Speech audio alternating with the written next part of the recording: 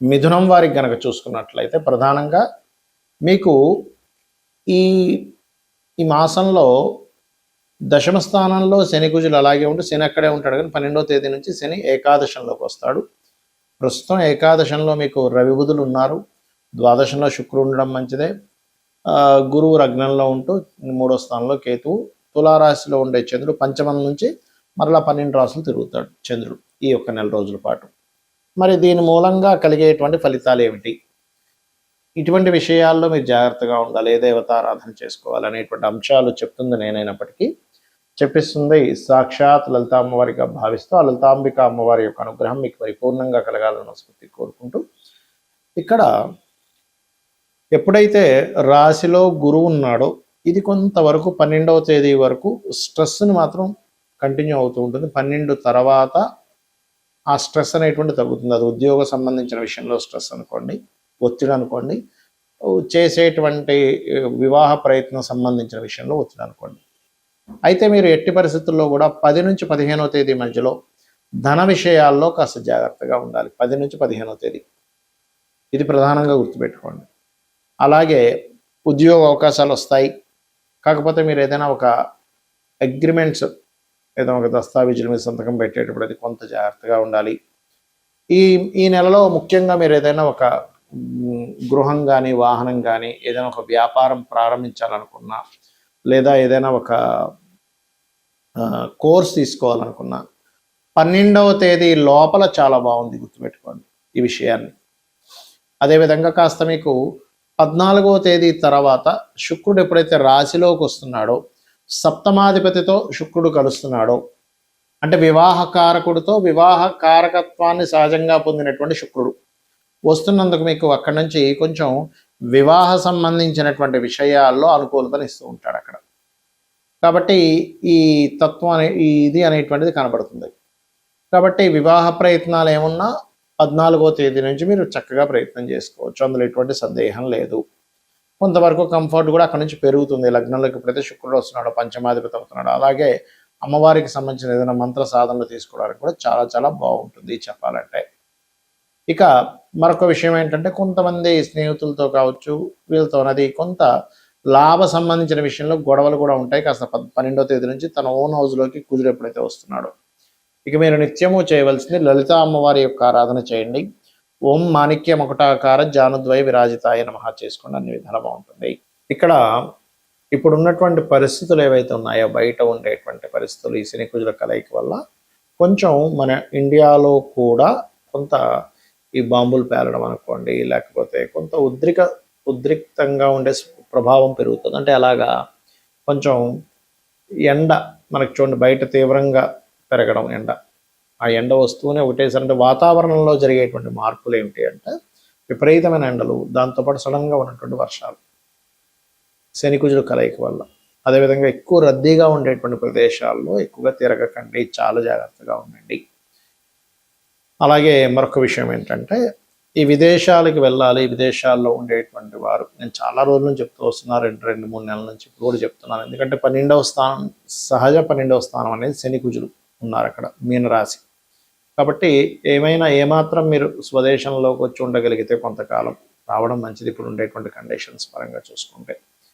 అలాగే ఇక్కడ రైతుల విషయం కనుక చూసుకున్నట్లయితే కాస్త ఈ వంకాయ కానివ్వండి, లేనట్లయితే మామిడి పళ్ళు, అరటి పళ్ళు పండించేటువంటి వారు కాస్త జాగ్రత్తగా ఉండాలి, గుర్తుపెట్టుకోండి.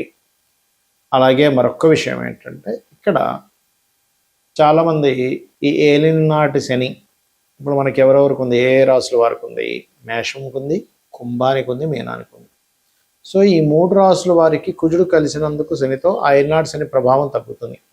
కానీ ఆ 2 గ్రహాల యొక్క ప్రభావం ఉంది కాబట్టి ఏలినాటి శని 3 రాశులకు చెప్పుకున్నాం మనము. అష్టమ శని సింహం వారికి ఉంటుంది, మీనము వారికి అర్ధాష్టమ శని ఉంటుంది. కాబట్టి వీరందరూ కూడా శని కుజ గ్రహాల దగ్గర దీపారాధన చేయడం ముఖ్యంగా తెలుసుకోవాలి. ఇంకొకటి ఏంటంటే షేర్ మార్కెట్ కారకుడైనటువంటి బుధుడు ఈ యొక్క శని కుజ గ్రహాల మధ్యన వస్తున్నాడు కాబట్టి షేర్ మార్కెట్లో మీరు ఎప్పుడూ చూడనటువంటి ఫ్లక్చుయేషన్స్ జరగనున్నాయి రాబోయే 25 రోజులు కూడా, గుర్తుపెట్టుకోండి. బుధుడు వస్తున్నాడు మీన రాశిలోకి. ఇది చాలా చాలా చాలా ఇంపార్టెంట్ అయినటువంటి విషయం. అది ప్రధానంగా గుర్తుపెట్టుకోండి. అలాగే మరొక విషయం ఏంటంటే ఇక్కడ ఈ ట్రేడింగ్ చేసేవాళ్ళు, షేర్ మార్కెటింగ్ రిలేటెడ్ సంబంధించినటువంటి వాటిలో ఉండేటువంటి వారు, మరియు మార్కెటింగ్ రంగాల్లో ఉండేటువంటి వారు ఈ యొక్క విషయాల్లో జాగ్రత్తగా ఉండాలి. అయితే ఎప్పుడూ కూడా గోచారం అనేటువంటిది మనకి కొంత పర్సెంట్, ఒక 10 to 15% పనిచేస్తే మన పర్సనల్ చార్ట్ ప్రధానంగా పనిచేస్తుంటుంది అక్కడ. కాబట్టి మీ జన్మజాతకంలో గ్రహాలు ఎలా ఉన్నాయి, జన్మజాతకంలో లగ్నం ఎలా ఉంది, లగ్న బలం ఎలా ఉంది, దానివల్ల మీరు ఎదగడం అనేది జరుగుతూ ఉంటుంది. మీ శారీరక సంస్కృత కానివ్వండి, ఇవన్నీ జరుగుతూ ఉంటాయి. ఇక రెండవ భావం ధనస్థానం, అంటే మీకు ధనయోగం ఏ రకంగా ఉంది అనేది ధనభావాన్ని బట్టి చూసుకోవాలి. అంతేగాని ఎల్నాటి వచ్చింది కాబట్టి ధనం లేదనుకోవడానికి కాదు అక్కడ. అలాగే మరొక విషయం ఏంటంటే ఇక్కడ గమనించినట్లయితే ఇక మూడవది ఏంటి, అన్నదమ్ములతో ఉండే సఖ్యత, ఎప్పుడు ఏ ప్రాపర్టీ తీసుకోవాలి 4వ భావంలోని, సంతానం గురించి 5వ భావంలోని, రుణరోగ శత్రువుల గురించి 6వ భావంలోని, వివాహం ఎప్పుడవుతుంది అనేటువంటి 7వ స్థానంలోని, అదేవిధంగా మీ యొక్క ఆయుష్ అంటే కొంచెం ఏదైనా ఆకస్మిక సంఘటనలు ఉన్నాయా, లేకపోతే తల్లిదండ్రులతో ఉండే రిలేషన్ 9వ స్థానంలో, అదే రకంగా మీ యొక్క కర్మ అంటే కొంతమందికి వృత్తిపరంగా విదేశాలకు వెళ్తే కొంతమంది బాగా సక్సెస్ అయితే, కొంతమంది స్వదేశంలో బాగా సక్సెస్ అవుతారు. కాబట్టి విదేశాల్లోకి వెళ్తే బాగుంటుందా, స్వదేశంలో బాగుంటుందా అనేటువంటి ఒక క్లారిటీ అనేటువంటిది మీకు మీ 10వ భావాధిపతి ఎక్కడున్నాడనే దాని మీద వస్తుంది. కాబట్టి ఏంటంటే ఇన్వెస్ట్మెంట్స్ కానివ్వండి, బిజినెస్ రాణించేది కానివ్వండి, అన్నీ మీ జన్మజాతకంలో ఉంటాయి. గోచార ఫలితాలు కేవలం 10 to 15% మాత్రమే. ఇది ప్రధానంగా గుర్తుపెట్టుకోండి. అలాగే సరే జాతకం లేదు, అప్పుడు ఏం చేయాలి?